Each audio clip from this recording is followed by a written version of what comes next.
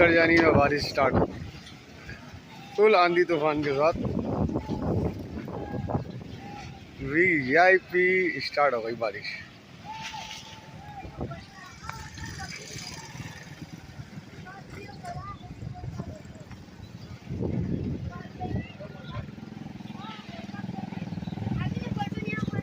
हो गई हो गई हो गई हो गई हो गई हो गई हो गई हो गई हो गई।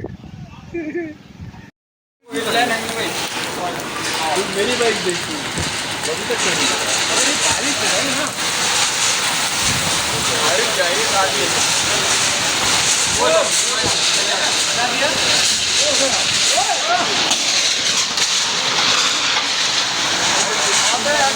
अबे गाड़ी में लगा कार वाला बच गया, अभी भी चलाने में लगा।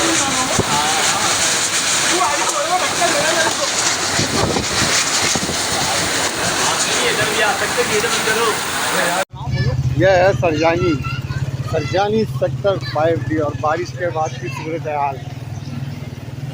ये देखें, ये रात आप देख सकते हैं स्विमिंग पूल यही बना हुआ है, पूरा समंदर बना हुआ। और ये बच्चे आप देख रहे हैं, ये देखें,